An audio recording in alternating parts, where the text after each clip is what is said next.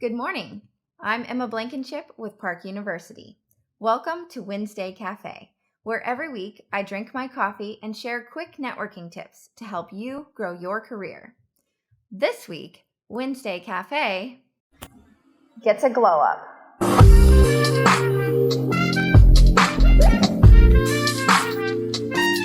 I'm here at Parkville Coffee in Parkville, Missouri.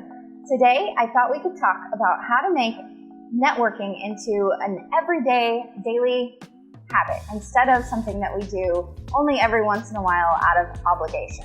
Here are my quick tips for making networking a part of who you are. Number 1, never know a stranger. One of the things people always said about my grandpa was that he never knew a stranger. Everywhere he went, even in line at the grocery store, he was either catching up with an old friend or making a new one. Well, I didn't get that super outgoing gene, but I try to incorporate some of that spirit into my life. And you can too. Try to make a point to say hi to someone in the elevator, in the hallway, or at the gym. You never know what might spark a conversation. Number 2, remember to reach out.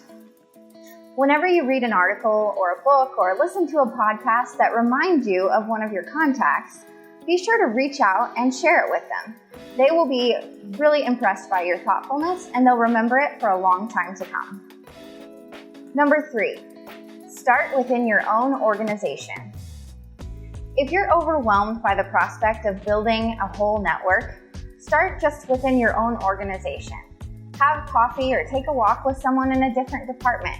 Chances are you'll make a new friend and learn more about your company. Number 4, set goals. Try to make sure you reach out to contacts every week and set a goal for it.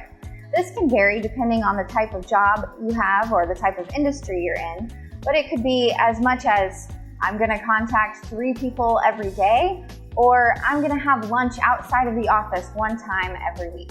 Number 5, don't worry about results right away. If you're just getting started building your network, you shouldn't measure your success based on how many amazing new partnerships you've gotten or new clients. Building a network is playing the long game. Every relationship will be mutually beneficial as time goes on. All right, those are my quick tips on how to make networking a part of your daily life. Let me know what you think in the comments, and I'll see you right back here next week for more Wednesday Cafe.